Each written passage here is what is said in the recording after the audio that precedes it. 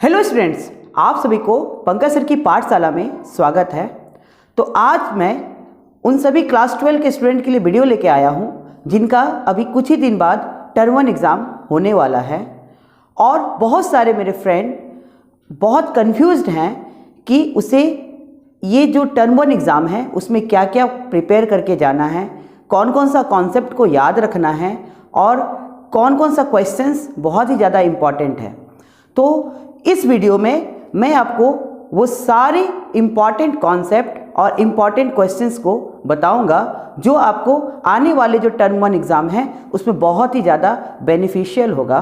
तथा वैसे स्टूडेंट्स जो बहुत अपने प्रिपरेशन से बहुत संतुष्ट है तो इस वीडियो से वो अपने प्रिपरेशन को और भी अच्छे से चेक कर सकते हैं कि उनका प्रिपरेशन किस लेवल का है। ओके, मैं इस वीडियो में बहुत ही अच्छा आपको न्यूमेरिकल और कॉन्सेप्ट बताऊंगा जो आपको आने वाला टर्म 1 एग्ज़ाम में बहुत ही ज़्यादा हेल्प करेगा। ओके, और हाँ, वैसे स्टूडेंट जो आज मेरे चैनल पे पहली बार आए हैं तो वो प्लीज़ मेरे चैनल को सब्सक्राइब कर दें और बेल नोटिफिकेशन आइकन को दबा दें, जिससे हमारा जो भी अगला वीडियो होगा आपको सबसे पहले नोटिफिकेशन मिल जाएगा। ओके, तो आज मैं आपको इलेक्ट्रोमैग्नेटिक इंडक्शन और एसी से रिलेटेड आपके जितने भी इंपॉर्टेंट कॉन्सेप्ट और क्वेश्चंस को बताने वाला हूं। और अगले वीडियो में मैं जितने भी और भी चैप्टर्स बचे हुए हैं उनके भी इंपॉर्टेंट कॉन्सेप्ट्स और क्वेश्चंस लेके आऊँगा। ओके, तो चलिए बिना देरी करते हुए क्लास को स्टार्ट करते हैं और देखते हैं सारे इंपॉर्टेंट क्वेश्चंस। ओके, तो पहला सवाल को देखिए, कह रहा है a jet plane is travelling westward at a speed of 1800 kilometre per hour. What is the potential difference developed between the end of a wing 25 metre long? Its earth magnetic field at the location has a magnitude of 5 into 10 to the power minus 4 Tesla and deep angle is 30 degree. ये NCERT का सवाल है, इसीलिए बहुत ही ज़्यादा important है। साथ में ये CBSE में भी पूछा हुआ सवाल है, रिपीटेड सवाल है। इस तरह के सवाल पूछ के आपको ऑप्शंस दे देगा और आपसे बनाने को बोलेगा। ओके, नाउ इसमें देखिए, इसमें आपको सबसे पहले जो भी क्वेश्चंस को अटेम्प्ट करना है तो गिवन जो भी होगा उसे लिख लेंगे। तो क्या क्या दिया है, तो गिवन वेलोसिटी कितना दिया है 1800 किलोमीटर पर आवर। इसको मीटर पर सेकेंड में कन्वर्ट कर लो तो क्या आ जाएगा 5/18 यानी कट गया तो कितना आ गया 500 मीटर पर सेकेंड। ओके, नाउ उस विंग का लेंथ दे दिया है, कितना दे दिया है विंग का लेंथ, तो 25 मीटर दिया है। ओके, और मैग्नेटिक फील्ड दिया है बी, कितना दिया है 5 into 10 to the power minus 4 tesla. अब एक बात समझो, जब एरोप्लेन चलेगा तो अर्थ के दो कंपोनेंट होते हैं मैग्नेटिक फील्ड के, एक वर्टिकल कंपोनेंट, ओके, एक वर्टिकल कंपोनेंट और एक हॉरिजॉन्टल कंपोनेंट। ओके, तो वर्टिकल कंपोनेंट में, ओके, वर्टिकल कंपोनेंट में ये होता है BE sin फाई और हॉरिजॉन्टल कंपोनेंट होता है B या B, मैं कुछ भी बोलो, B cos phi, where phi क्या है डीप एंगल है। क्या है डीप एंगल। सर ये डीप एंगल क्या होता है? तो देखो आने वाला वीडियो में मैं आपको जब क्वेश्चंस कराऊंगा मैग्नेटिज्म का तो अर्थ मैग्नेटिक्स में मैं आपको डीप एंगल बताऊंगा। फिर भी मैं बता देता हूं हल्का सा कि जब भी एक फ्रीली सस्पेंडेड बार मैग्नेट को अगर मैं एक इस तरह से फ्रीली छोड़ दूं तो वो क्या करेगा, सबसे पहले अपने को नॉर्थ और साउथ में अलाइन कर लेगा और फिर थोड़ा सा झुक जाएगा, राइट है ना। तो वो कितना झुका वही कहलाता है उसका डीप एंगल, मतलब वो डीप हो जाता है। ठीक है, मैं बताऊंगा इसे डिटेल में। तो यहाँ पे फाई होता है डीप एंगल, राइट है, बी है उस जगह का मैग्नेटिक फील्ड। अब अगर कोई प्लेन चलेगा तो यहाँ पे दो मैग्नेटिक फील्ड है, एक विंग के पैरेलली आएगा जिसको हॉरिजॉन्टल कंपोनेंट बोलेंगे, और विंग के परपेंडिकुलर आएगा जिसको वर्टिकल कंपोनेंट है। तो जब भी एरोप्लेन की क्वेश्चंस को अगर हम लोग अटेम्प्ट करेंगे उसमें मैग्नेटिक फील्ड का कौन सा कंपोनेंट लेंगे, वर्टिकल कंपोनेंट, वही विंग के परपेंडिकुलर क्रॉस करेगा, राइट है। इसीलिए ये वाला हम लोग ठीक है लेंगे, ठीक है, क्योंकि वर्टिकल कंपोनेंट के कारण ही उसमें ईएमएफ इंड्यूस होगा, नॉट ड्यू टू किसके कारण, हॉरिजॉन्टल कंपोनेंट के कारण। ओके नाउ अब देखो तो देयरफॉर वर्टिकल कंपोनेंट क्या आ जाएगा, तो आ जाएगा b sin 5। तो b कितना है, तो 5 वर्टिकल कंपोनेंट बोल दे रहे हैं, ठीक है, तो vc बोल दे रहे हैं, तो v का वैल्यू है कितना है 5 इंटू 10 टू द पावर -4 और sin 5 मतलब sin 30 degree. Okay now EMF induced, आप लोग सबको पता है कि मोशनल ईएमएफ का फॉर्मूला होता है E इक्वल टू होता है BLV, बट यहाँ B कौन सा लेंगे, तो वर्टिकल कंपोनेंट L इंटू इसका वेलोसिटी। तो वर्टिकल कंपोनेंट कितना है भाई, तो 5 into 10 to the power -4 tesla sine 30 degree मतलब 1/2। L कितना है दिया है, तो L दिया है 25 इंटू V कितना है 500। ओके नाउ अब आप देखेंगे इसे मैं कट कर दिया, कितना आ गया 250। अब इसको मल्टीप्लाई कर देंगे तो 25 आएगा 625, ओके, इंटू 5 करेंगे, 5 5 से 25, ठीक है, 2 और 31, तो 3125 into 10 to the power 31250 into 10 to the power -4, तो इसको डिवाइड करेंगे तो 3.12 लगभग वोल्ट आ जाएगा। तो विंग में कितना ईएमएफ इंड्यूस हो जाएगा, तो 3.12 वोल्ट ईएमएफ इंड्यूस हो जाएगा, और यही आपको ऑप्शन में दे देगा और आप लोग इसको आराम से कर लेंगे, ठीक है। ये इसमें देखिए कॉन्सेप्ट यही था कि इस तरह का जब भी आपको क्या देगा, कोई एरोप्लेन के रिलेटेड क्वेश्चन देगा तो वहाँ पे नॉर्मल मैग्नेटिक फील्ड ना लेके आपको वर्टिकल कंपोनेंट का ये लेके सॉल्व करना है। ये छोटी सी मिस्टेक आप लोग मत करिएगा, ओके। बाकी तो सिंपल सा फॉर्मूला BLV मोशनल ईएमएफ का फॉर्मूला आप लोग रट्टा लगा ले, यहाँ से क्वेश्चन पक्का बनेगा, ओके। तो ये रहा पहला सवाल, ठीक है। तो चलते हैं अगले सवाल की ओर, ओके।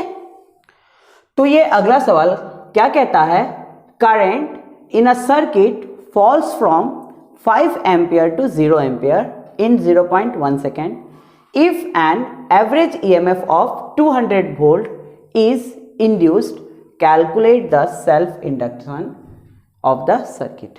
यानी क्या, ये सेल्फ इंडक्शन से रिलेटेड क्वेश्चन है। आपको पता है formula self induction induced EMF का, है ना, ओके। इसका फॉर्मूला होता है E बराबर -L di/dt। पता है कि नहीं पता है आप लोगों को, okay. What is DI, change in current. DI क्या है, चेंज इन करंट, मतलब मैं क्या लिख सकता हूँ, -L I2 -I1 by time, right है। नाउ यही E हो गया। अब देखो E दिया है आपको कितना, 200 is equal to -L, final में कितना होना है 0, पहले कितना था 5, कितना टाइम में, तो 0.1 सेकेंड में। तो इम्प्लाइज 200 माइनस प्लस हो जाएगा 5L डिवाइडेड बाय 0.1, ऊपर जाएगा 10 बचेगा। अब 0 से 0 कटा, 5 4 जा 20, तो L बराबर 4 हेनरी। बहुत ही सिंपल क्वेश्चन और बहुत ही ज़्यादा इम्पॉर्टेंट क्वेश्चन आपके एग्जाम पॉइंट ऑफ व्यू के लिए, ओके। तो आप लोग सेकेंड कॉन्सेप्ट क्या ध्यान रखना है, induced EMF in any coil क्या होता है, ठीक है, सेल्फ इंडक्शन लेके E equal to -L di/dt। इसे आप लोग मेमोराइज कर लें, आपको बहुत ही ज़्यादा जरूरत पड़ने वाला है इसे, ओके। तो चलिए अगला सवाल। तो आइए ये अगला सवाल को देखते हैं। An air-cooled solenoid with length 30 centimeter, area of cross section 25 centimeter square and number of turns 500 carries a current of 2.5 ampere. The current is suddenly switched off in a brief time of 10 to the power minus 3 seconds. How much is the average back EMF induced across the end of the open switch in the circuit? Ignore the variation in magnetic field near the end of the solenoid. Okay, now देखिए solenoid एक coil ही होता है, right? किसी भी coil का back EMF का formula क्या होगा? Minus L D I by D T. L अब मुझे दिया तो नहीं है, बट आपको एल निकालने का फॉर्मूला पता है। किसी भी सॉलिनॉइड का क्या होता है? Mu naught N square A by L. What is N? N is the number of turns, A cross section area, L length है। नाउ तो देयरफॉर मैं फॉर्मूला लगा सकता हूँ ना, माइनस एल, ठीक है, एल के जगह मैं पूरा यूज़ कर लूँगा इसे, तो mu naught N square A by L. D I का मतलब चेंज इन करेंट, तो I two minus I one बटे D T. Now minus mu naught होता है 4 pi into 10 to the power minus 7 N square. Number of turns दिया है ना आपको, कहाँ? 500, तो 500 into 500। Area, cross section area कितना दिया है? 25 सेंटीमीटर स्क्वायर, मतलब 25 into 10 to the power minus 4 meter square आ जाएगा। ओके, 25 सेंटीमीटर, ठीक है, ठीक है। अब नेक्स्ट एल कितना दिया है? तो एल आ जाएगा आपका 30 सेंटीमीटर, मतलब 30 into 10 to the power minus 2 दे होगा। I2 माइनस I1 फाइनल है 0 और इनिशियल 2.5, ओके, यानी इनडायरेक्टली 0 माइनस 2.5 कितना होगा? Minus 2.5 by time taken. Time taken कितना है? 10 टू द पावर माइनस 3, ठीक है ना। अब बस सिंपल कैलकुलेशन है। देखिए माइनस माइनस प्लस हो गया, तो 4 पाई, पाई का वैल्यू 3.14 बैठा देते हैं, okay, into 10 to the power minus 7, यहाँ से आएगा 25 इंटू 10 टू द पावर 4, और यहाँ से 25 into 10 to the power minus 4, और वहाँ से आएगा 2.5 into 10 to the power 3 divided by 0.3। 0.3 मतलब 3/10 करता हूँ, और 3/10 मतलब 3 लिखता हूँ और 10 ऊपर दूंगा, तो यहाँ से क्या आ जाएगा? 4 आ जाएगा, राइट है ना। नाउ इससे ये कट गया। अब यहाँ से देखेंगे 25 कितना आएगा? 625।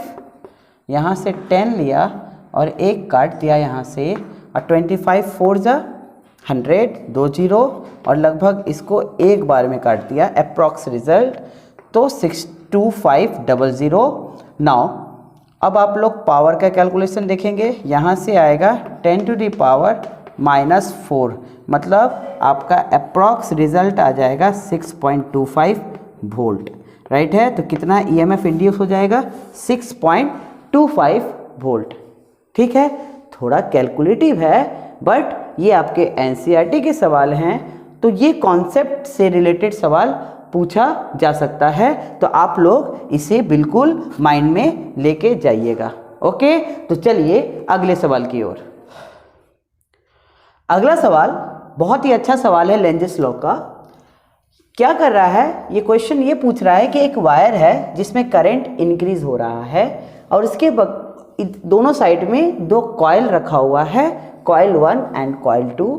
आपको बताना है कि दोनों कॉइल में करंट जो इंड्यूस होगा तो उसका डायरेक्शन क्या होगा। ये ऑब्जेक्टिव कैसे बनेगा? तो ऐसा देगा कि clockwise in 1, anti clockwise in 2, anti clockwise in 1, clockwise in 2, both clockwise and both anti clockwise. अब देखो यहाँ देखो, अगर करंट बढ़ रहा है या करंट घटे, कुछ भी हो, तो ऑब्वियस है मैग्नेटिक फील्ड चेंज होगा, और अगर मैग्नेटिक फील्ड चेंज होगा तो उसकी बगल में जो भी अगर कॉइल होगा तो उसमें ईएमएफ इंड्यूस होगा, क्योंकि उसमें फ्लक्स चेंज होगा। और अगर ईएमएफ इंड्यूस होगा और अगर वो क्लोज सर्किट है तो उसमें करंट फ्लो होने लगेगा। तो यहाँ पे क्लोज सर्किट है। अब आप लोग देखो, अगर राइट हैंड हम लोग ग्रिप रूल लगाएं, कैसे लगाते हैं, तो करंट के डायरेक्शन में अंगूठा को रखो और वायर को ग्रिप करो और हाथ के कर्ल को चेक करो, तो ऐसा लग रहा है इस साइड से मैग्नेटिक फील्ड बाहर आएगा, तो बाहर को मैं डॉट से दिखा रहा हूं, और इस साइड में देखो अंदर जा रहा है, यानी इस साइड अंदर को जाएगा, यानी मैं क्रॉस से बताऊंगा। यानी क्या, मैं ये बोल सकता हूं कि वायर के इस साइड जो मैग्नेटिक फील्ड होगा उसका डायरेक्शन आउटवर्ड है और इस साइड इनवर्ड है, राइट है, by right hand grip rule. Now see here, यानी क्या, अगर करंट इंक्रीज हो रहा है, मतलब इस साइड में करंट इस डायरेक्शन में इंक्रीज हो रहा है और इस साइड में करंट इस डायरेक्शन में इंक्रीज हो रहा है। अब लेंस लॉ क्या कहा है कि कोई भी कॉइल किसी भी कॉज को क्या करेगा, ओपोज करने की कोशिश करेगा।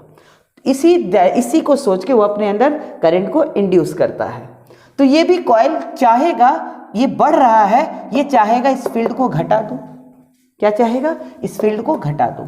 तो बताओ ये अपने अंदर किस डायरेक्शन में करंट करेगा कि इसके डायरेक्शन के ऑपोजिट में उसका फील्ड आएगा, तभी तो अपोज करेगा। ठीक है, तो अब देखो, अगर मैं इसको ऐसे एंटी क्लॉकवाइज घुमा दूं तो डायरेक्शन किधर आ रहा है, आउटवर्ड, और ई भी आउटवर्ड, तो दोनों का सेम डायरेक्शन है। दोनों का सेम डायरेक्शन होगा तो दोनों ऑपोज थोड़ी कर पा रहा है, यानी ये तो सपोर्ट कर देगा। यानी क्या, ये कभी भी एंटी क्लॉकवाइज में नहीं आएगा, कैसा आएगा, क्लॉकवाइज। देखो अगर क्लॉकवाइज होगा तो क्लॉकवाइज में सर्कुलर कॉइल में किधर जाएगा, अंदर की तरफ फील्ड, कैसा होगा, अंदर की तरफ फील्ड, और ये आउटवर्ड, तो यानी क्या, ये अपना फील्ड अंदर की तरफ ले जाएगा। इसीलिए इसका फील्ड, इसका ये करंट का डायरेक्शन क्या होगा, क्लॉकवाइज। नाउ यानी इसमें क्या होगा, क्लॉकवाइज। ठीक इसी प्रकार से इसके अंदर की तरफ है तो ये चाहेगा अपने अंदर बाहर की तरफ फील्ड को बनाओ, तो ये कैसा बना लेगा, एंटी क्लॉकवाइज। यानी आपका आंसर हो जाएगा 1 clockwise in 1 and anti clockwise in 2।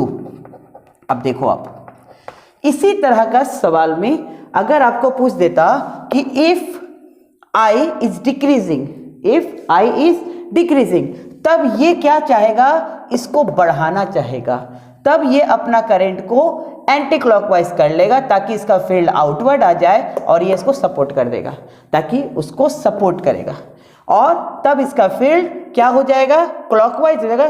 कब, जब ये डिक्रीजिंग होगा। Second case.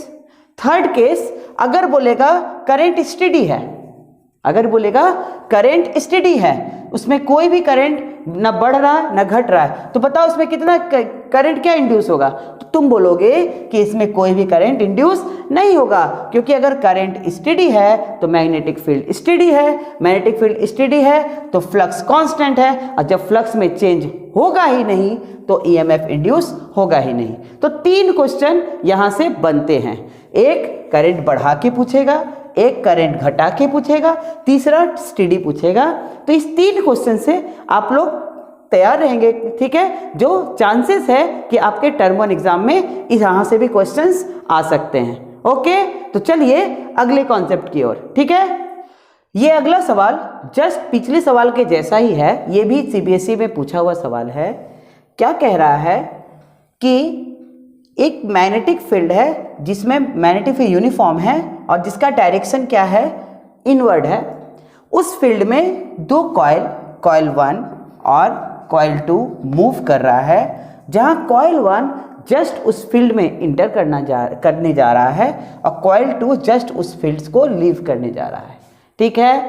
नाउ जब ये कॉइल इसमें इंटर करेगा तो इसमें क्या होगा, मैग्नेटिक फील्ड चेंज हो रहा है, और जब ये इसे लूज मतलब इसको दूर जाएगा तो इसमें मैग्नेटिक फील्ड चेंज होगा। ऑब्वियस है, जब भी मैग्नेटिक फील्ड चेंज होगा तो इसमें क्या आ जाएगा, ईएमएफ इंड्यूस हो जाएगा, और अगर ये क्लोज सर्किट है तो करंट आ जाएगा। तो आपको बताना है दोनों में करंट का डायरेक्शन जस्ट पीछे का जैसा ही है। तो आप बताओ, जब ये इसमें करंट, जब ये इस फील्ड में इंटर करेगा तो इसमें मैग्नेटिक फील्ड इंक्रीज हो रहा है, क्योंकि ये रीजन में इंटर कर रहा है, तो इसमें मैग्नेटिक फील्ड इंक्रीज हो रहा है। तो ये चाहेगा कि ये मैग्नेटिक फील्ड के आपको अपोज करे, राइट है। तो ये अपने अंदर ऐसा करंट को इंड्यूस कर जो कि इस डायरेक्शन के ऑपोजिट होगा। तो कैसा होगा, तो ये इधर में कैसा चलेगा, एंटी क्लॉकवाइज जनरेट कर। देखो एंटी क्लॉकवाइज मतलब गोल घुमाओ, तो यानी क्या, आउटवर्ड, यानी ये अपने अंदर आउटवर्ड जगह लेगा, राइट है। नाउ अब अगर ये देखो इस रीजन को लीव कर रहा है, तो अगर ये इस रीजन को लीव कर रहा है तो ये इसमें क्या मैग्नेटिक फील्ड कम होने लगा, ये चाहेगा अपने अंदर बढ़ा ले, इसीलिए ये सपोर्ट करने चाहेगा इसको, इसीलिए इसमें क्या करेगा, ये क्लॉकवाइज जनरेट कर लेगा। क्योंकि क्लॉकवाइज हाथ घुमाओ, क्लॉकवाइज अगर जनरेट करेगा तो अंगूठा अंदर की तरफ, ये भी अंदर की तरफ सपोर्ट करेगा, और ये इसलिए इसको बढ़ाने की कोशिश करेगा due to Lenz's law. Okay, तो ये भी सवाल जस्ट पीछे के सवाल का जैसा ही था, और ये भी सवाल लेंजेस लॉ के एप्लीकेशन पे ही पूछे गए हैं। तो आप लोग इस तरह के क्वेश्चंस के लिए बिल्कुल तैयार रहिएगा। ओके, तो चलिए अगले सवाल की ओर। ठीक है, ये अगला सवाल ये भी सीबीएसई में पूछा ही वाला सवाल है, और आप लोग के सैंपल पेपर में भी इस तरह के क्वेश्चंस दिया हुआ है। A long solenoid with 15 turn पर centimetre has a small loop of area 2 centimeter square placed inside to the axis of the solenoid. The current carried by the solenoid changes steadily from 2 ampere to 4 ampere in 0.1 second. What is the induced EMF in the loop while the current is changing? Now देखिए, समझो, ये solenoid है, इसके axis में, axial में एक और solenoid मैंने इंटर कर दिया जो परफेक्टली कपल्ड है इसके साथ। अब इस कॉइल में मैं जो भी अगर करंट या कुछ भी चेंज करूं, तो इस कॉइल में, वाइट वाले में, मेन कॉइल में फ्लक्स चेंज होगा, और उस कॉइल के साथ ये रेड वाला क्या है, कपल्ड है, तो इसमें भी ईएमएफ इंड्यूस हो जाएगा। तो इसका फॉर्मूला होता है, ठीक है, इसका यहाँ से पहले तो m का फॉर्मूला निकालने का क्या तरीका है, तो आप लोग पढ़े होंगे, mu naught n1 n2 a by l। What is a लेना है area, cross section area of small coil, और लेंथ भी लेना है length of small coil. But अगर सेम है तो इसकी कोई ज़रूरत नहीं पड़ा, अगर लंबाई दोनों का सेम है तो कोई दिक्कत नहीं। बट वही अगर छोटा होता, मान लो ये यहीं तक होता, तो यहीं तक का डिस्टेंस लेते वहाँ पर, राइट है। तो ये फॉर्मूला लगा के हम लोग इसका म्यूचुअल इंडक्टेंस निकालेंगे, राइट है। नाउ अब क्या क्या फॉर्मूला कैसे, तो m का जरूरत पड़ेगा इस सवाल में, और EMF इसमें, इस रेड वाले में EMF कितना जनरेट होगा, तो m di1/d2, ठीक है। ये E2 मतलब इसमें करंट, इसमें EMF सेकेंड कॉइल में EMF जो इंड्यूस होगा वो प्राइमरी करंट के चेंज के कारण ही तो होगा, इसीलिए तो म्यूचुअल इंडक्टेंस। तो आपको ये लगाना है, यानी क्या होगा, तो पहले तो m, सबसे पहले m को निकाल लेते हैं। तो m क्या हो जाएगा, देखिए m में क्या क्या डाटा दिया हुआ है आपको, सबसे पहले आप ये देख लो। तो n1 number of turns in the primary coil कितना है, 15 टर्न्स पर सेंटीमीटर की बात कर रहा है, यानी लंबाई 1 सेंटीमीटर लेना है। बोला स्मॉल लूप ऑफ एरिया, अगर बहुत छोटा लूप है तो n2 आप 1 ले लो, नहीं दिया है ना स्मॉल लूप का, तो आप n2 1 ले लो। क्रॉस सेक्शन एरिया कितना दे दिया है, तो ये दे दिया है 2 सेंटीमीटर स्क्वायर, इसका मतलब 2 × 10⁻⁻4 मीटर स्क्वायर। नाउ L कितना लेना है, तो L ले लो 10⁻2 मीटर। तो M निकाल लो सबसे पहले, तो M क्या हो जाएगा, तो M हो जाएगा म्यू नॉट मतलब 4 पाई × 10⁻⁻7, N1 है 15, N2 है 1, ओके। एरिया है 2 × 10⁻⁻4 बाय 10⁻2 कटा -2 बार में हो गया 15 4 जा 60 और 62 जा 120, तो 120 पाई इंटू 10⁻⁻9 हेनरी। ये आया म्यूचुअल इंडक्टेंस। तो ईएमएफ क्या हो जाएगा? तो ईएमएफ हो जाएगा 120 pi into 10⁻⁻9 change in current. मतलब यहाँ से क्या हो गया? तो आप देखें यहाँ पर कि 2 से 4 हो गया, मतलब 4 - 2 बाय टाइम क्या है 0.1, तो 10, तो कितना हो जाएगा 2, मतलब यहाँ तो 4 - 2 मतलब 2, तो 240 इंटू 10⁻⁻ कितना हो जाएगा 8, ओके, इंटू पाई मतलब 3.14, ओके। तो इसको सॉल्व करेंगे तो कितना आ जाएगा 24 या 72, लगभग 720 है ना, 3 इसको मान लेते हैं अप्रॉक्स रिजल्ट।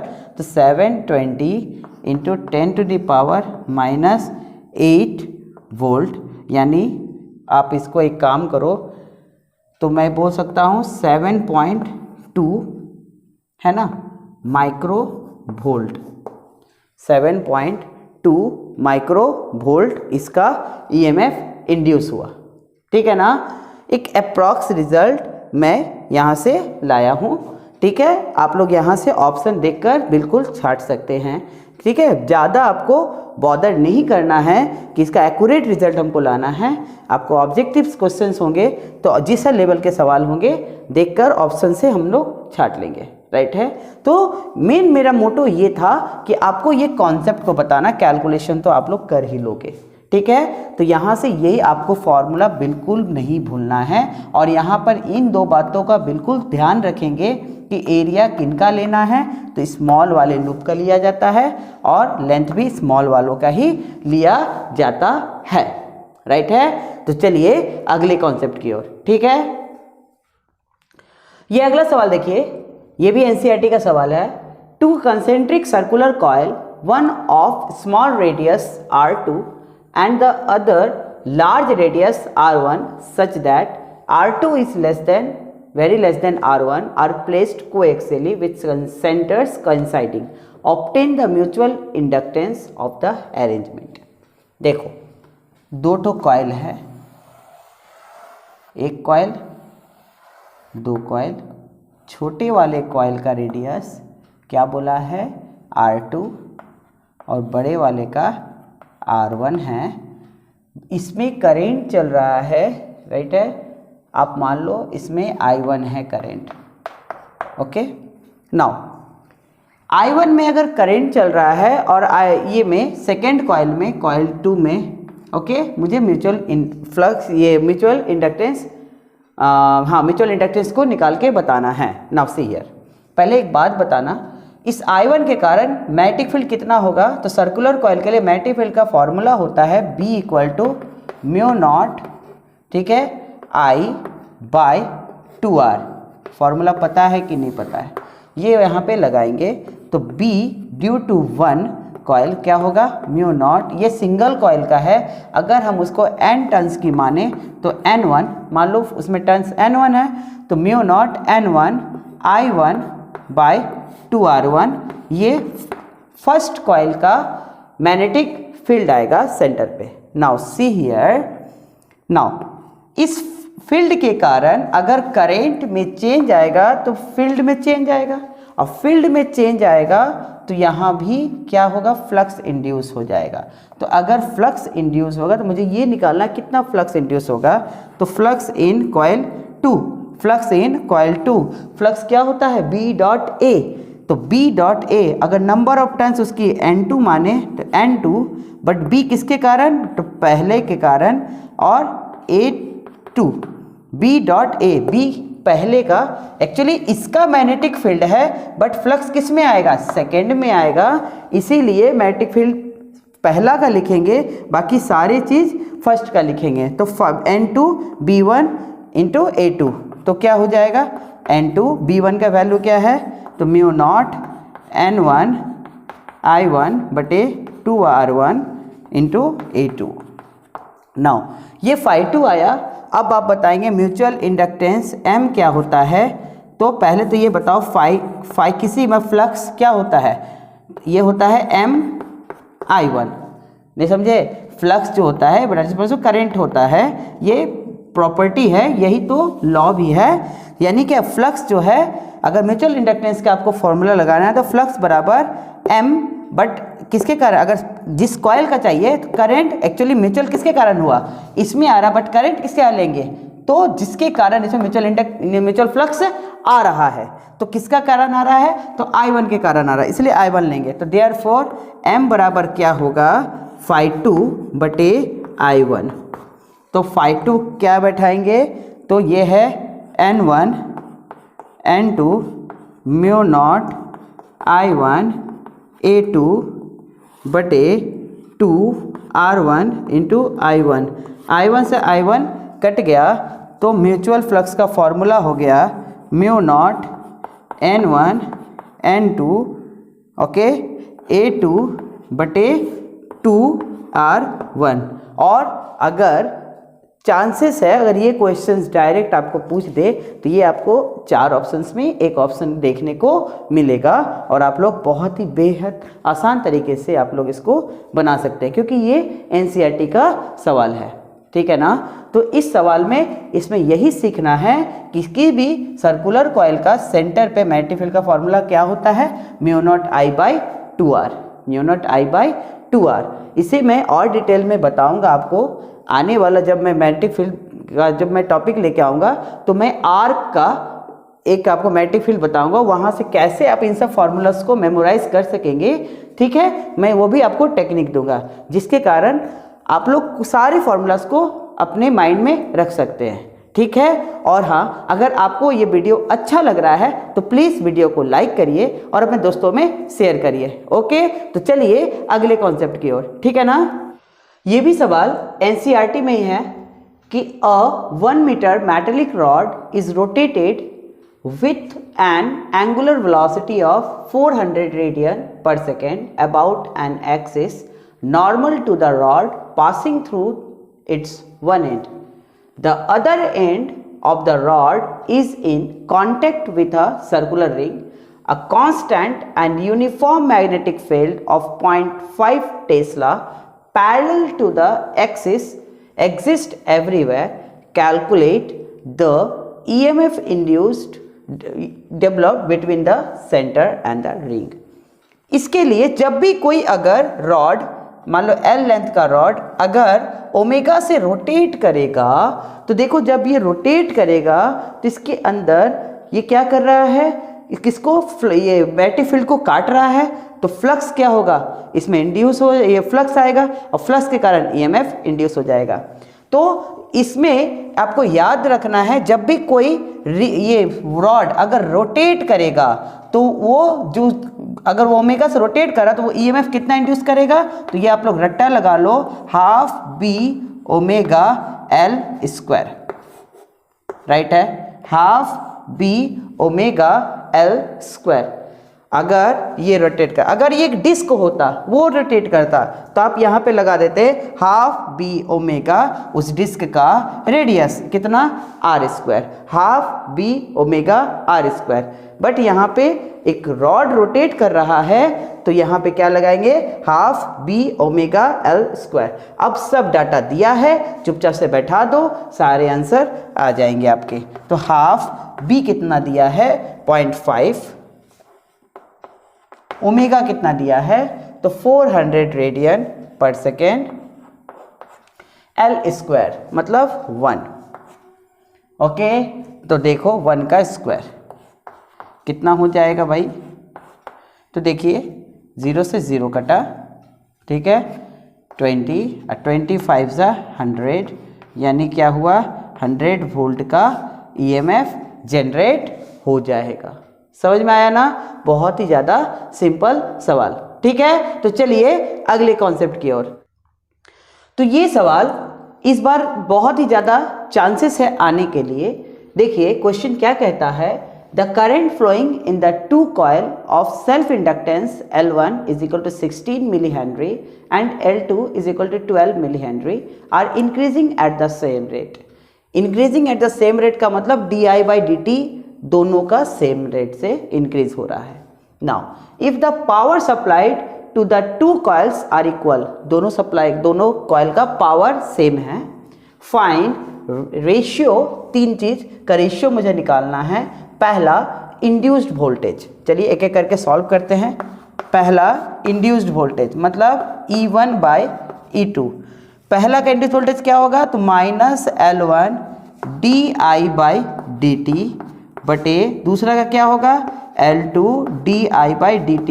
सर यहाँ I1 I2 क्यों नहीं लिखा आपने, क्योंकि बाबू देखो यहाँ पर क्या कह दिया है कि दोनों का करंट सेम रेट से इंक्रीज हो रहा है, इसलिए di बाई dt मैंने दोनों को सेम रखा. अब देखो इससे ये कट गया, माइनस से माइनस कटा, यानी E1 by E2 nothing but the ratio of L1 by L2. What is L1 here, L1 is 6 millihenry और L2 कितना है 16 मिली हेनरी और L2 कितना है 12 मिली हेनरी. ओके, इससे कटेगा ये 4 4 ज़ा 16, 4 3 ज़ा 12, तो आपका आंसर आ जाएगा 4/3. Very simple. Now number A हो गया. नंबर बी आपको बताना है करंट. करंट के लिए एक हिंट दे दिया है कि दोनों में पावर सेम है, यानी P1 is equal to P2. अब पावर और कुछ नहीं होता है EMF, ओके, और करंट का मल्टीप्लाई होता है. तो E1 I1 is equal to E2 I2 implies I1 by I2 is nothing but E2 by E1 और E1 by E2 आया है 4/3, तो E2 by E1 हो जाएगा 3/4. तो सेकेंड का आंसर हो जाएगा 3/4.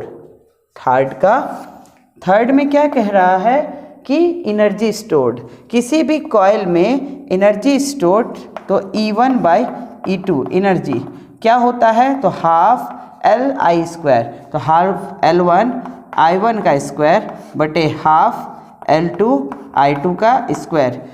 क्या होता है किसी भी कॉइल में ये एनर्जी क्या होता है, हाफ Li स्क्वायर. तो half L1 I1 square half L2 I2, half से हाफ कटा मतलब L1 by L2 into I1 by I2 का whole square. Now L1 by L2 कितना आया था भाई, तो L1 बाई L2 आया था 4/3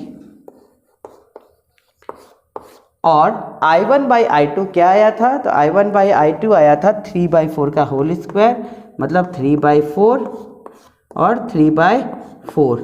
अब ये इससे ये कटा, इससे ये कटा, तो आंसर क्या आ जाएगा लास्टली 3/4, यानी लास्ट का भी आंसर आ जाएगा 3/4.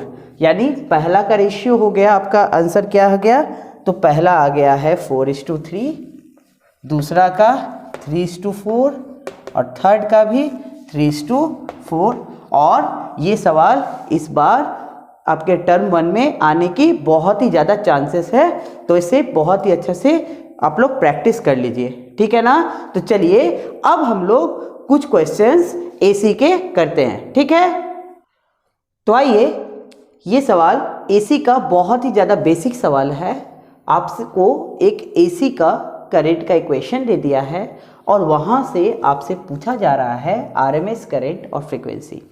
देखो कभी भी अल्टरनेटिंग क्वांटिटी होता है, उसमें बहुत कुछ छिपा हुआ होता है. तो किसी भी अल्टरनेटिंग क्वांटिटी में कैसे लिखा जाता है, तो ये इंस्टेंटेनियस वैल्यू कहलाता है. ये क्या कहलाता है, instantaneous value Im sin omega t, where this value is known as peak value. Okay,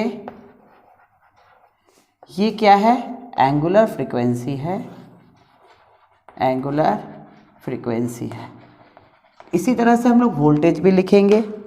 now अगर आपको RMS वैल्यू पूछा जाए, तो RMS वैल्यू किसी भी करंट हो चाहे वोल्टेज हो, तो पिक वैल्यू को √2 से डिवाइड करेंगे, पिक वैल्यू को √2 से डिवाइड करेंगे.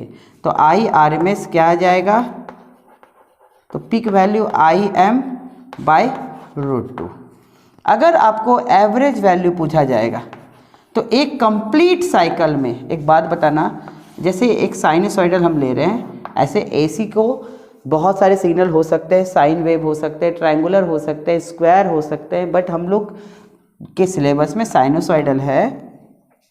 तो एवरेज वैल्यू, अगर हम एसी सिग्नल का एक पूरी कंप्लीट साइकिल की एवरेज निकालेंगे, एवरेज का मतलब एरिया, तो 0 आ जाएगा।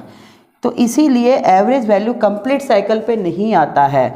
एवरेज वैल्यू कितना पे लेते हैं, तो हाफ साइकिल पे लेंगे। तो हाफ साइकिल का आता है आई एवरेज आ जाएगा, ठीक है, ये आ जाएगा 2Im/π। वही Im मतलब पिक वैल्यू, आया समझ में? ये वैल्यू आपको लगाना है, ठीक है। नेक्स्ट, ये जो ओमेगा है, ये ओमेगा, इसको आप लोग 2πf बैठा देंगे तो ठीक है ना, ये एंगुलर था, वो लीनियर फ्रीक्वेंसी आ जाएगा। अब इसका हम लोग यूज़ करके इस क्वेश्चंस को सॉल्व करते हैं। तो इसमें अगर कंपेयर करेंगे तो कंपेयर करो तो Im की जगह क्या है, यानी पिक वैल्यू क्या है, 0.5 एम्पियर है। तो देयरफॉर IRMS क्या हो जाएगा, तो 0.5/√2, तो 0.5/1.414, और ये लगभग आएगा 0.35 एम्पियर। नाउ अब यहाँ से देखो ओमेगा का वैल्यू कितना है, 314 है, तो 2πf कितना है, 314 है। 2π मतलब 3.14 इंटू f बराबर 314 है। 100 से डिवाइड करो, कट गया तो 50, यानी f आ गया 50 हर्ट्ज़। यानी आपको क्या समझ में आया कि जब भी 314 आपको दिखेगा, समझ जाओ कि वो 50 हर्ट्ज़ का ही फ्रीक्वेंसी है, ठीक है, ठीक है। तो ये बहुत ही ज़्यादा सिंपल सवाल, बट बेसिक सवाल, ठीक है। तो आपको क्या याद रखना है, आपको RMS निकालने की वैल्यू को फॉर्मूला याद रखना है, एवरेज की वैल्यू फॉर्मूला रखना याद रखना है, और ओमेगा क्या होता है इसको ध्यान में रखना है, ठीक है। तो चलिए अगले सवाल की ओर। ओके, तो ये बहुत ही ज़्यादा इम्पॉर्टेंट सवाल है एसी का।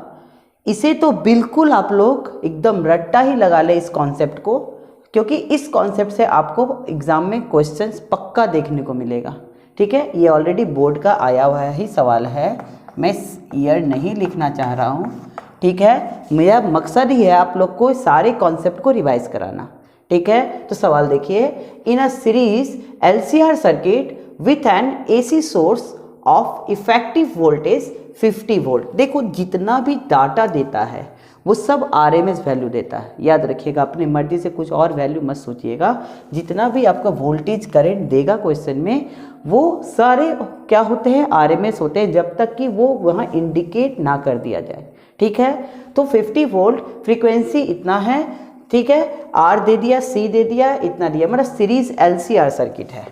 बना देते हैं, देखो L C और R, ये एक AC वोल्ट, AC को ऐसा करके दिखाते हैं, AC वोल्ट से कनेक्टेड है, जिसका RMS वोल्टेज 50 वोल्ट दिया हुआ है। इसका L है, C है और R है। देखो R आपको दे दिया है कितना, 300 ओम। आपको सबका क्या निकालना है, रिएक्टेंस निकालना है। जैसे हम लोग इसका रेसिस्टेंस होता है, इन सब का भी अपना एक रेसिस्टेंस होता है जिसको बोला जाता है रिएक्टेंस, ठीक है। तो L का भी अपना एक रेसिस्टेंस है जिसको इंडक्टिव रिएक्टेंस बोलते हैं। C का भी अपना एक रेसिस्टेंस है जिसका कैपेसिटिव रिएक्टेंस बोलते हैं। तो हमको सबका पहले रिएक्टेंस चाहिए, तो XL चाहिए। XL होता है ओमेगा L, रट्टा लगाइए फॉर्मूला, क्या होता है ओमेगा L। ओमेगा क्या होता है 2πf इंटू L। तो 2πf का वैल्यू दिया हुआ है 50/π, और L का वैल्यू भी दिया हुआ है, L का वैल्यू 1 है, राइट है। पाई से पाई कटा, यानी 100, और इस सब का यूनिट भी ओम ही आता है। और XC कैपेसिटिव रिएक्टेंस आता है 1/ωc, ये भी फॉर्मूला रटो आप, तो होगा 1/2πfc, यानी कितना होगा 1/2 पाई, एफ कितना 50 बाई पाई, और सी का वैल्यू कितना है 20 माइक्रोफेराड। माइक्रो जब ऊपर जाएगा तो 10 का पावर 6 बन जाएगा, पाई से पाई कटा, ओके। तो कितना आ जाएगा 10 का पावर 6 बाय 5 2 ज़ा 10, 10 2 ज़ा 20 इंटू 10 का पावर 2, इससे ये कटेगा 4 बार में, तो आ जाएगा 10,000 बटा 20, तो आएगा 500, यानी इसका वो आएगा 500 ओम। अब देखो इनका इक्विवेलेंट जो रेसिस्टेंस होता है उसको बोला जाता है इम्पीडेंस। क्या बोलते हैं? इम्पीडेंस। अब इस इम्पीडेंस का फॉर्मूला पर रटो, ठीक है। तो इम्पीडेंस होता है Z बराबर √R² plus XL minus XC का होल स्क्वायर। सर ऐसा क्यों हुआ भाई? ये लोग एक ही फेज नहीं होता है, इसमें करंट जो होता है वो लैग करता है, इसमें करंट लीड करता है। सर अब ये नया कॉन्सेप्ट क्या आ गया, करंट लैग और लीड का। तो ये अभी देखो, अभी हम लोग सिर्फ क्वेश्चंस को डील कर रहे हैं, आपको पहले तो ऑब्जेक्टिव्स बनाना है, तो आप लोग पहले इसे फॉर्मूला को रटो, ठीक है। देखो मैं हल्का आपको बता दे रहा हूँ, करे जो अगर इंडक्टर है इसमें देखो AC है ना, वो साइनसॉइडल है, तो इसमें क्या होता है कि वोल्टेज भी साइनसॉइडली मूव करता है और करंट भी साइनसॉइडली मूव करता है, राइट है। बट L के केस में अगर L है तो उसमें वोल्टेज पहले चलता है और करंट थोड़ा सा लैग रहता है, राइट है। तो वहाँ पे करंट लैग चलता है और यहाँ पर करंट लीड चलता है, मतलब करंट पहले चलता है फेज वाइज और वोल्टेज लैग होता है, राइट है। और R में दोनों सेम होता है, यानी इतना खिचड़ीपन सिस्टम क्या चलता है, पूरा AC का सिस्टम है, ठीक है। तो उसे आप लोग अभी आप चिंता ना करें, अभी आप सिंपल एक फॉर्मूला याद रखें कि Z निकालने का तरीका क्या होता है, √R² plus XL minus XC का होल स्क्वायर। इसे लगाइए, R² का मतलब कितना है 300 का square plus XL minus XC। XL minus XC कितना होगा, XL आया था 100 और XC आया था 500, मतलब 400 का स्क्वायर का अंडर रूट। नाउ अब आप लोग देखिए ये कितना आ जाएगा, 9 इंटू 10 का पावर 4 प्लस 16 इंटू 10 का पावर 4 का अंडर रूट। पावर 4 बाहर ले आओ तो 10 का पावर 2, 16 9 25 5, यानी यहाँ भी आ गया 500 ओम, यानी इम्पीडेंस आया 500 ओम। नाउ आपके पास जैसे इम्पीडेंस आ गया आप निकाल सकते हैं कि इसमें कितना RMS करंट चल रहा है। तो IRMS कितना होगा, तो IRMS होगा VRMS बाई Z। तो VRMS कितना है 50 और Z आ गया 500, मतलब 1/10 मतलब 0.1 एम्पियर इसमें RMS करंट चलेगा, और यही इस सवाल का आंसर है, ठीक है। तो इसमें ध्यान रखने वाला क्या बात है, तो ये फॉर्मूला आपको ध्यान में रखना है। आपको इंडक्टिव रिएक्टेंस निकालने का फॉर्मूला ध्यान में रखना है, आपको कैपेसिटिव रिएक्टेंस निकालने का फॉर्मूला याद रखना है, ठीक है।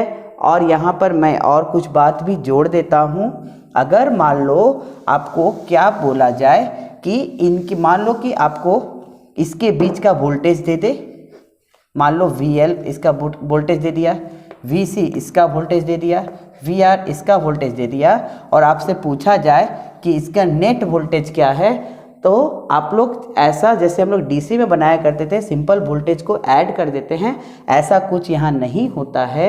यहाँ पर क्या है कि सेम जैसा ही आप एक काम करो, इसमें I से मल्टीप्लाई कर दो सबको, तो क्या आ जाएगा आपको, देखो सब वोल्टेज बन जाएगा स्क्वायर फॉर्म में, इसीलिए यहाँ पर वोल्टेज का फॉर्मूला हो जाता है VR² plus VL minus VC का होल स्क्वायर का अंडर रूट। तो ये भी फॉर्मूला आप लोग माइंड में रख लो, ठीक है। इसी तरह का सवाल पूछा जा सकता है कि आपको इन सब का वोल्टेज दे देगा और आपको इक्विवेलेंट वोल्टेज निकालने को देगा। या ऐसा भी क्वेश्चन आ सकता है, आपको ये वोल्टेज दे दे, इसका वोल्टेज दे दे, इसका वोल्टेज दे दे और इसके अक्रॉस का वोल्टेज आपसे पूछ लिया जाए, तो आपको ये फॉर्मूला लगा के क्या करना है, कोई भी एक अननोन वोल्टेज को निकाल देना है। बात आया ना समझ में? तो यहाँ से ये भी फॉर्मूला आप लोग मेमोराइज करके रखिएगा। ठीक है, तो चलिए अगले सवाल की ओर और भी कुछ नए कॉन्सेप्ट को और क्वेश्चंस को देखते हैं। ठीक है ना? ये क्वेश्चन को देखें, एक सर्किट दिया है आरसी सर्किट। इसमें आपसे पूछा जा रहा है कि इसका इम्पीडेंस क्या होगा तथा वाटलेस करंट की वैल्यू बताना है। ठीक है सर, ये वाटलेस करंट क्या होता है? देखो, आप लोग थ्योरी में पढ़े होंगे, जब भी कोई प्योर इंडक्टर है, राइट है, प्योर इंडक्टर, किसी सर्किट में अगर प्योर इंडक्टर लगा हुआ है या प्योर कैपेसिटर लगा हुआ है, प्योर इंडक्टर या प्योर कैपेसिटर लगा हुआ है, तो उसमें जो करंट आता है, ठीक है, तो वो क्या होता है कि वो परफेक्टली, जैसे इसमें परफेक्टली करंट 90 डिग्री लैग करता है। करंट क्या होता है? 90 डिग्री लैग करता है वोल्टेज से, और इसमें करंट 90 डिग्री लीड करता है। किसमें? प्योर कैपेसिटर में, राइट है। करंट क्या होता है? 90 डिग्री लीड करता है। किसमें? प्योर कैपेसिटर, और प्योर इंडक्टर में लैग करता है। मतलब यहाँ फेज एंगल 90 डिग्री है और यहाँ भी फेज एंगल 90 डिग्री है।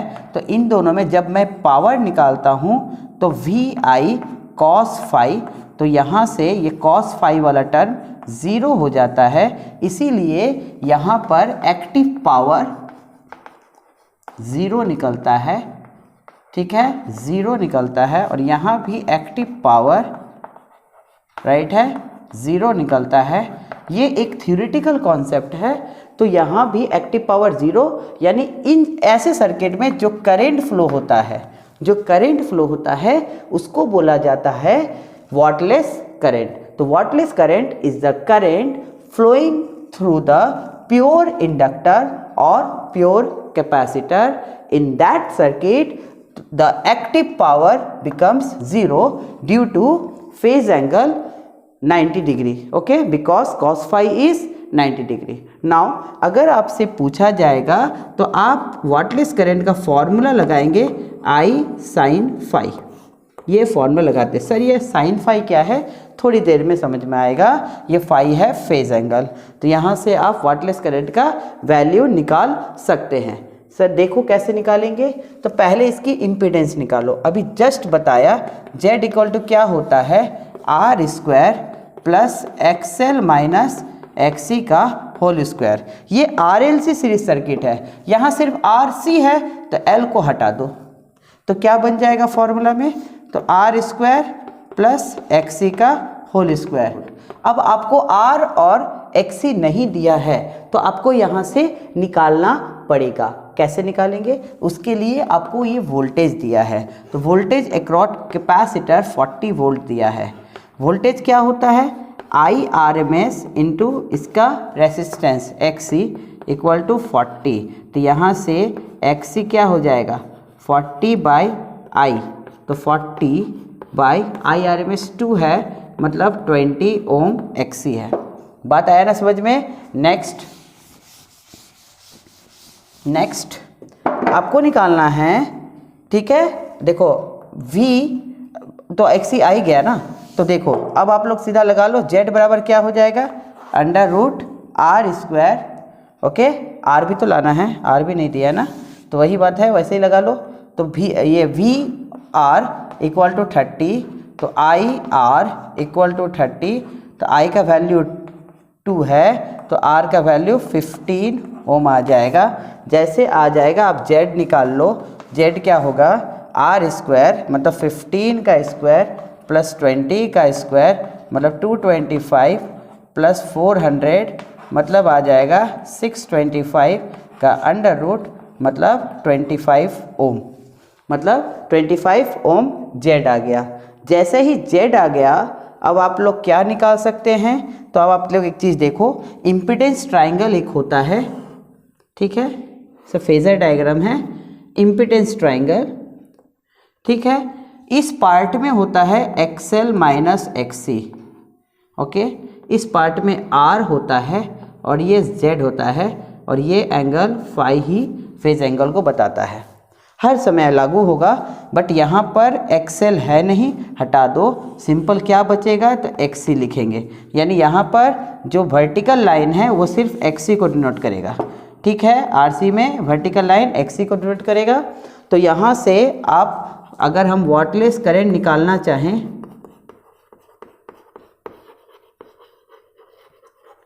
क्या हो जाएगा, I साइन फाई। I का वैल्यू कितना है 2, यहाँ से साइन फाई लिखेंगे तो क्या आएगा P/H, मतलब XC by Z, XC by Z मतलब 2। XC का वैल्यू कितना है भाई, तो XC का वैल्यू 20 है और Z का वैल्यू 25 है। यानी क्या आ गया, तो 5 5 से 25, 5 4 से 20, 8/5 मतलब 1.6 एम्पियर वाटलेस करंट निकला, ठीक है। तो वाटलेस करंट आपको क्या लगाना है, I साइन फाई, ठीक है। आप लोग ध्यान में इसे रख ले कि वाटलेस करंट का फॉर्मूला क्या होता है, I साइन फाई। बात आ रहा है ना समझ में। तो चलिए अगले सवाल की ओर, ओके। देखिए ये सवाल ट्रांसफार्मर का है, एकदम सेम सवाल आपके पेपर में आएगा। यही सब पूछा जाता है कि the primary coil of an ideal step up transformer has 100 turns and transformation ratio is also 100. The input voltage and power are 220 volt and 1100 watt respectively. Calculate number of turns of the secondary coil, primary current, secondary voltage, secondary current और secondary power। देखो आप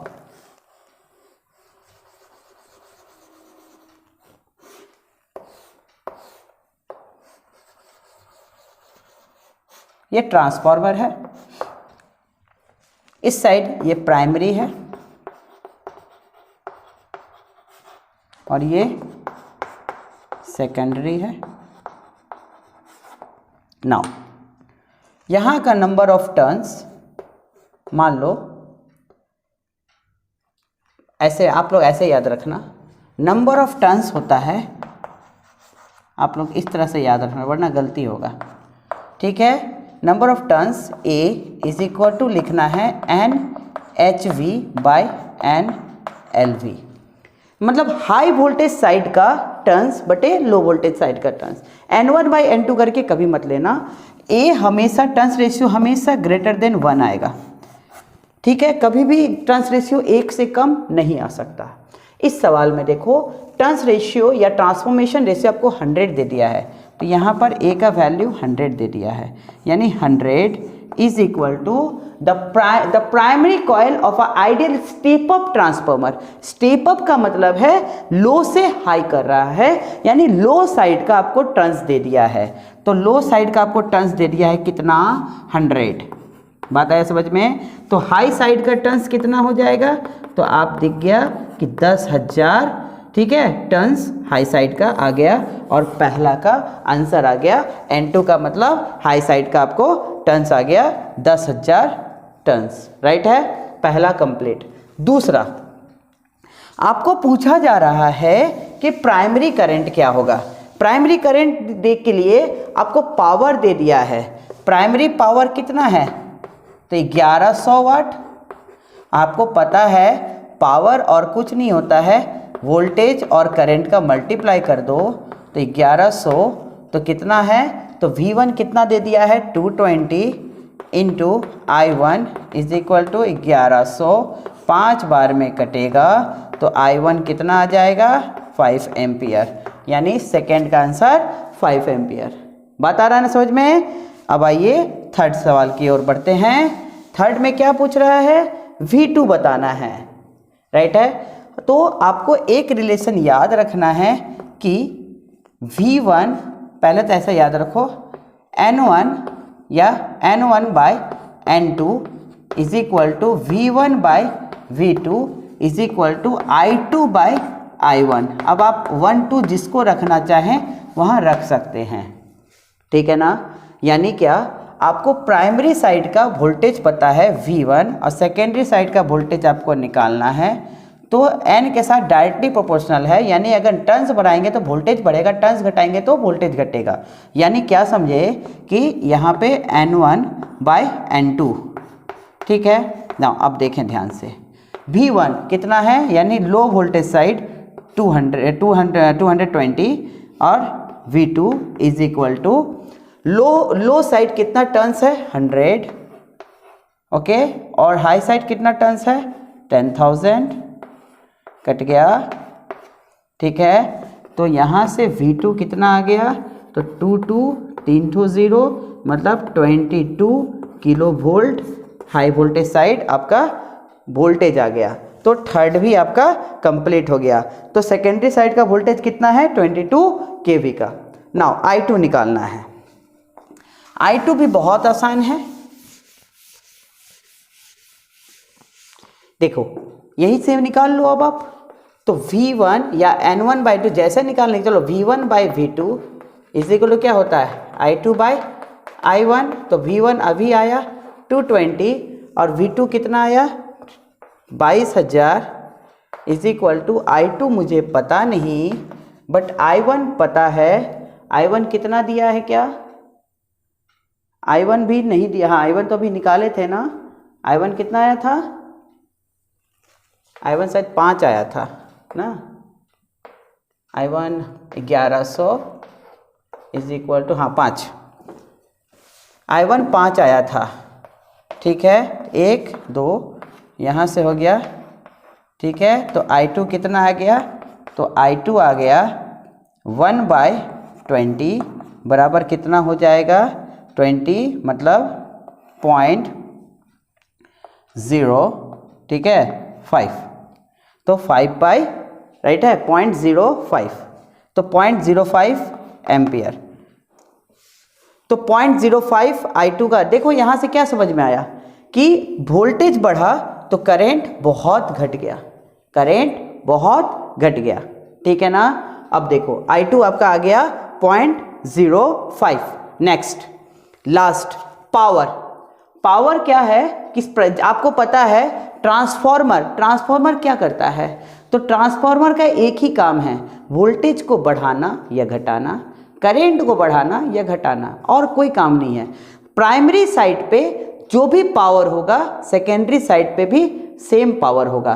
power को कभी transformer घटा बढ़ा नहीं सकता है, ठीक है। तो ट्रांसफॉर्मर पावर हमेशा कांस्टेंट होगा, प्राइमरी साइड भी वही होगा, सेकेंडरी साइड भी वही होगा। यानी क्या समझे, पावर लास्ट पावर का आंसर वही होगा जो प्राइमरी में था, कितना था 1100 वाट।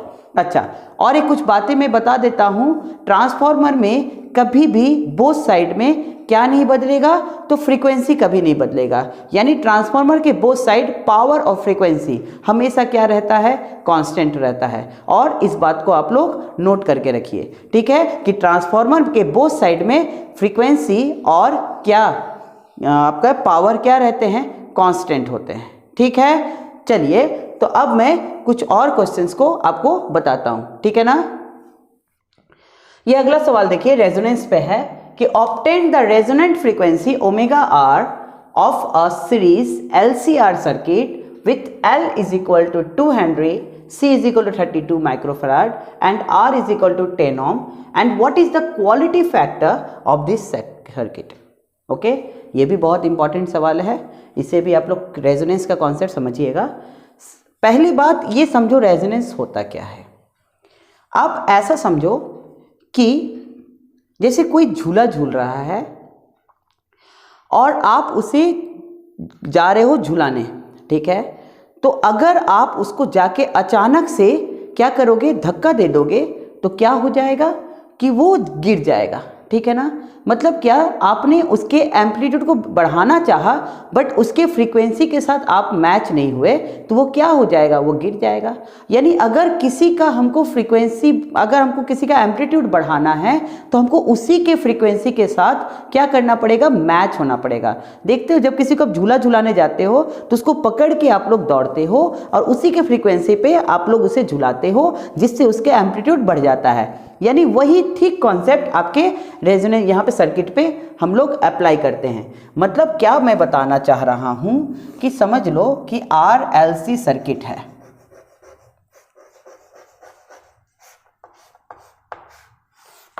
RLC सर्किट है, ठीक। मैं चाहता हूं इस सर्किट में करंट क्या करूं, मैक्सिमम करूं। करंट क्या करूं, मैक्सिमम करूं। अब आप बताओ, इसमें मैंने वोल्टेज लगा दिया ना, V RMS, ओके। तो बताओ V बराबर I क्या होता है, V by Z, V by impedance. अगर करंट को मैक्सिमम करूं तो Z को मिनिमम करना पड़ेगा। करंट को मैक्सिमम करना चाहूं तो Z को मिनिमम करना पड़ेगा। अगर Z को मिनिमम करना है, ठीक है, तो ठीक यही कॉन्सेप्ट कहलाता है रेजोनेंस। यानी in the resonance the current in the circuit should be maximum and impedance should be minimum. बात आया ना समझ में। अब देखो ध्यान से, मैं Z को क्या लिखूंगा, under root R square plus XL minus XC का होल स्क्वायर। अब मैं Z को मिनिमम करना चाहता हूं, तो मिनिमम के लिए कभी भी मैं चाहता हूं कि क्या, देखो ये कभी भी जीरो, तो किसी भी सर्किट का R तो जीरो नहीं हो सकता है, बट इतना गारंटी ये दोनों माइनस में है तो इन दोनों को मैं जीरो करवा सकता हूं। सर ये कैसे हो सकता है, बिल्कुल हो सकता है। एक में करंट लीड करता है और एक में करंट लैग करता है, तो ऐसी संभावना हो सकता है कि दोनों एक दूसरे को क्या कर दे, इफेक्ट को कैंसल आउट कर दे, ठीक है। तो अगर मैं XL बराबर XC कर दूं, अगर मैं XL बराबर XC कर दूं तो सर्किट को क्या बोल दूंगा कि सर्किट मिनिमम इंपीडेंस में आ गया। तो Z मिनिमम क्या आ जाता है, तो Z मिनिमम किसके बराबर होता है, तो रेसिस्टेंस के बराबर ही होता है। यानी एट रेजोनेंस सर्किट का रेसिस्टेंस, सर्किट का इंपीडेंस और कुछ नहीं होता है, रेसिस्टेंस ही हो जाता है। मतलब रेजोनेंस में सर्किट एक प्योर रेसिस्टिव सर्किट की जैसा बिहेव करने लगता है, पहली बात, ओके, ठीक है। तो मैं क्या बोलना चाहा कि आप लोग नोट करके, जो लोग नए, जो लोग जिनके लोग पहली बार पढ़े या जिनका कॉन्सेप्ट ठीक से नहीं है, तो आप लोग इसे नोट कर लीजिएगा कि रेजोनेंस में तीन कंडीशंस बहुत, जो कंडीशंस है, क्या क्या रेजोनेंस में, तो आई को मिनिमम करना है, ओके, आई को मिनिमम करना है, जेड को, सॉरी, आई को मैक्सिमम करना है, जेड को मिनिमम करना है, जेड को मिनिमम करना है, और जेड मिनिमम और कुछ नहीं किसके बराबर हो जाएगा, आर रेसिस्टेंस के बराबर हो जाएगा। और क्या बात है, अगर रेसिस्टेंस है तो इसका पावर फैक्टर रेसिस्टेंस का 1 होता है। यानी रेजोनेंस में जो सर्किट है उसका पावर फैक्टर क्या होता है, यूनिटी होता है। पावर फैक्टर क्या होता है, यूनिटी होता है। तो ये सारी बातें आप लोग नोट कर लें, चांसेस है ऑब्जेक्टिव क्वेश्चंस में पूछा जा सकता है कि which of the following option is correct for a resonant circuit, okay. Now अब ये रेजोनेंस में एक और चीज आप लोग, रेजोनेंस में क्या मिला आपको कि XL इक्वल टू क्या होगा, XC होगा। यानी क्या, रेजोनेंस में XL बराबर क्या होगा, XC होगा। हम लोग पढ़े हैं ना कि XL होता है ओमेगा L और XC होता है 1 बाई ओमेगा C। तो यहाँ से ओमेगा स्क्वायर क्या आ गया, 1 बाई LC, और ये ओमेगा और कुछ नहीं है, रेजोनेंट फ्रीक्वेंसी बोलते हैं इसको, एंगुलर फ्रीक्वेंसी। यानी क्या, यहाँ से ध्यान से अब देखो तो मैं ओमेगा क्या लिख सकता हूँ, 1 बाई अंडर रूट LC। यही सवाल यहाँ पे बना दो, फॉर्मूला लगा दो, आपका आंसर आ जाएगा। L भी दिया है, C भी दिया है, गुना कर दें, आपका आंसर आ जाएगा। देखो क्या है, 1 बाई अंडर रूट, L कितना दिया है, L दिया है 2, और C कितना दिया है 32 इंटू 10 का पावर -6, 64, और ये आएगा यानी 1 बाय 64 का रूट क्या आएगा 8 इंटू 10 का पावर 3, वो -3 ऊपर जाएगा 1000, 1000 बटे 8 कितना आ जाएगा 125 रेडियन पर सेकेंड। तो इसका एंगुलर फ्रीक्वेंसी निकल गया 125 रेडियन पर सेकेंड।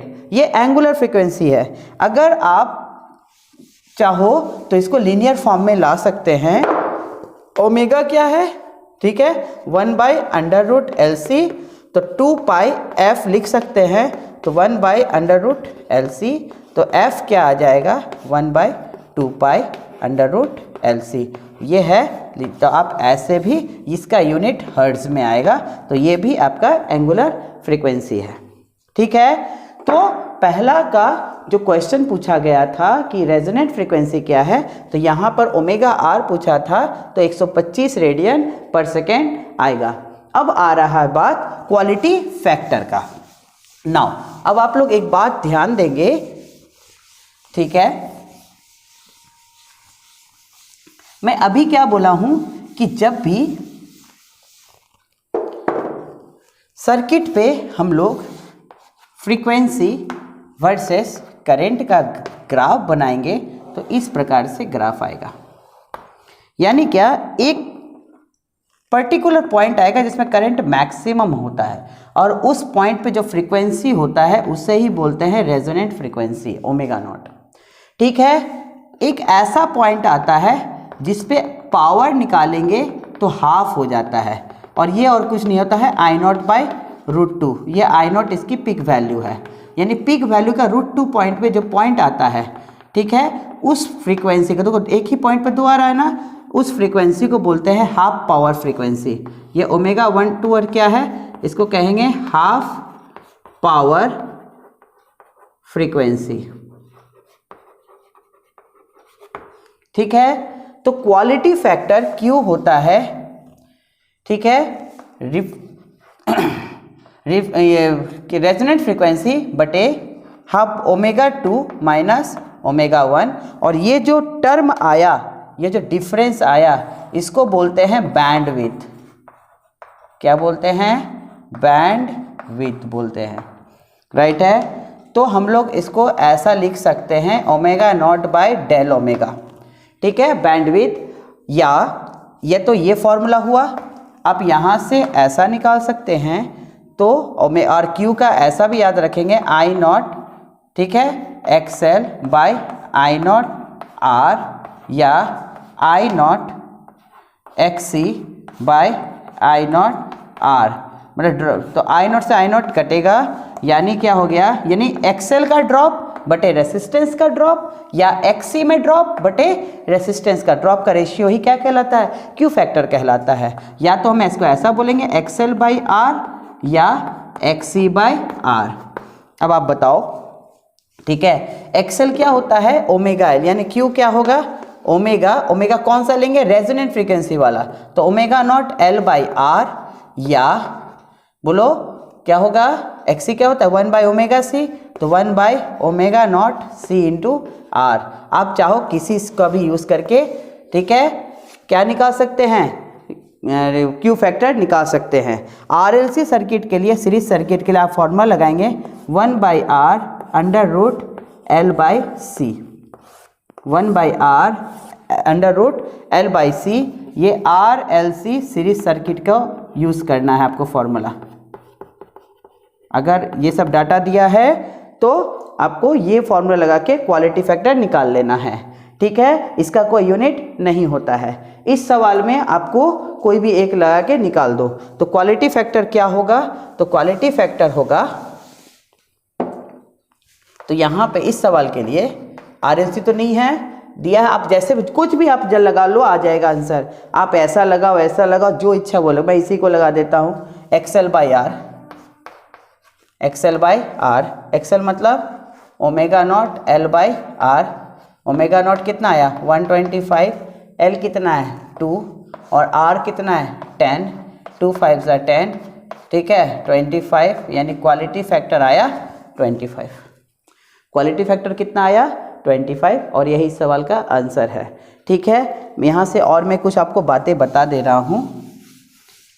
एक आएगा टाइम कांस्टेंट। क्या बोलेगा? Time constant. अगर RC सर्किट है तो टाइम कांस्टेंट बस R और C को मल्टीप्लाई कर देना, आपको आ जाएगा टाइम कांस्टेंट, ठीक है। और अगर RL सर्किट है तो टाइम कांस्टेंट लगा देना L बाई R, आपका टाइम कांस्टेंट आ जाएगा, ठीक है, टाइम ही है, ठीक है। अब एक बात याद रखना, बैंडविड्थ और कुछ नहीं होता है, 1 बाय टाइम कांस्टेंट ही होता है। यानी क्या, इसका रिवर्स कर दो, आपका बैंडविड्थ आ जाएगा। यानी कि अगर आरसी सर्किट दिया है, अगर आपसे बैंडविड्थ पूछा जा रहा है, यानी कुछ मत करना है, बस टाइम कांस्टेंट निकाल लो, उसका इन्वर्स कर दो, आपका आ जाएगा बैंडविड्थ। राइट है ना। या आरएल सर्किट दिया है, आप एल बाई आर निकाल लो, उसका उल्टा कर दो, आ जाएगा बैंडविड्थ। तो ये जितने भी मैंने फॉर्मूला बताया है, इसे आप लोग नोट कॉपी में बढ़िया से लिख लीजिएगा। चांसेस है यहाँ से भी क्वेश्चन बन सकते हैं। हमारा मकसद ही यही है कि आपको सही गाइडेंस दूं, ताकि क्या क्या क्वेश्चंस आएगा। ओके, तो चलिए अगले सवाल की ओर। ठीक है ना। ये एक बहुत ही इम्पॉर्टेंट आपको कॉन्सेप्ट है, या ऐसा बोलो कि बहुत ही इम्पॉर्टेंट एक, मतलब आपको याद रखना है किसके बारे में, तो ट्रांसफार्मर के बारे में, कि 2 इम्पॉर्टेंट प्रॉपर्टी है ट्रांसफार्मर के, किसके लिए, ट्रांसफार्मर के कोर के लिए। ठीक है, तो क्या होना चाहिए ट्रांसफार्मर कोर का, तो ये 2 प्रॉपर्टी आपको एग्जाम में पूछ देगा, which of the following given option is correct about transformer. तो 4 ऑप्शन दिया रहेगा, उसमें से आपको सर्च करना है प्रॉपर्टी वाइज से। तो आप लोग याद रखिएगा कि ट्रांसफार्मर का जो हिस्टेरिसिस लॉस है वो लो रखा जाता है। राइट है ना। ट्रांसफार्मर का हिस्टेरिसिस लॉस क्या किया जाता है, लो रखा जाता है, और कोहेर्सिविटी लो रखा जाता है। सर ये कोहेर्सिविटी क्या है, तो 2 चीज कॉन्सेप्ट है बीएच कर्व में। बीएच कर्व में 2 टर्म आता है, एक आता है रिटेंटिविटी और एक आता है कोहेर्सिविटी। रिटेंटिविटी ये बताता है कि अगर उसमें मैं अगर क्या करूं कि करंट को मिनिमम कर दूं, तो वो उसमें क्या होता है, कुछ रेसिडुअल मैग्नेटिज्म रह जाता है। तो वैसे मैंने उसके मैग्नेटिज्म प्रॉपर्टी को रखने का प्रॉपर्टी को क्या कहते हैं, मतलब उसको रिसाइड कर लेने का प्रॉपर्टी क्या कहते हैं, रिटेंटिविटी। राइट है। अच्छा, अगर उसको मुझे दूर करना है, मुझे हटाना है उसकी मैग्नेटिक प्रॉपर्टी को, तो मुझे उसकी में एक नेगेटिव करंट को देना पड़ता है। तो जितना ज़्यादा नेगेटिव करंट को दूंगा, ठीक है, वो उसकी बताता है, यानी जिसका जितना ज़्यादा कोहेर्सिविटी होगा, उसकी उतनी उसकी जो रेसिडुअल मैग्नेटिज्म है उसको हटाने के लिए मुझे उतना ही ज़्यादा उसमें वर्क करना पड़ेगा, उतना ही ज़्यादा करंट देना पड़ेगा। यानी वो उसकी कहलाती है कोहेर्सिविटी। यानी जिसकी कोहेर्सिविटी बहुत ज़्यादा है, मतलब उसमें उसको डीमैग्नेटाइज करने के लिए उसमें ज़्यादा करंट लगेगी इन द रिवर्स डायरेक्शन। तो ये 2 चीज़ नहीं होना चाहिए। इसीलिए ट्रांसफार्मर का जो हिस्टेरिसिस लॉस है उसको लो रखा जाता है, यानी बीएच कर्व को लो रखा जाता है, और कोहेर्सिविटी को भी लो रखा जाता है। और एक इंपॉर्टेंट बात कि एक टर्म आता है मैग्नेटोस्ट्रिक्शन। एग्जाम में पूछा जा सकता है कि मैग्नेटोस्ट्रिक्शन क्या है। तो आप लोग देखे होंगे कि ट्रांसफार्मर में जब आप लोग गुजरते हैं तो सामने में एक हमिंग साउंड आता है, करके हमिंग साउंड आता है। वो क्यों होता है कि हमारा जो कोर है वो कंटिन्यूअसली मैग्नेटाइज और डीमैग्नेटाइज होते जा रहा है, जिसके कारण एक लॉस होता है, जिसके कारण साउंड निकलता है, और उसी साउंड को ड्यू टू मैग्नेटाइजेशन और डीमैग्नेटाइजेशन जो कंटिन्यूअस हो रहा है, उसको ही हम लोग बोलते हैं मैग्नेटोस्ट्रिक्शन। ओके, समझ में आया ना। ओके, तो आशा करते हैं आज का वीडियो आपको अच्छा लगा होगा। अगर वीडियो अच्छा लगा है तो प्लीज़ वीडियो को लाइक करिएगा और चैनल को सब्सक्राइब करिएगा, क्योंकि एक वीडियो बनाने के लिए बहुत ही ज़्यादा मेहनत लगता है। ठीक है ना। तो चलिए, आप लोगों का बहुत ही सपोर्ट चाहिए। ठीक है, तो इस वीडियो को ज़्यादा से ज़्यादा शेयर करिए ताकि बहुत लोगों के पास ये वीडियो पहुँचे। ठीक है, तो मिलते हैं अगले वीडियो में कुछ नए इंपॉर्टेंट क्वेश्चन को लेके। तब तक के लिए बाय, टेक केयर। ओके।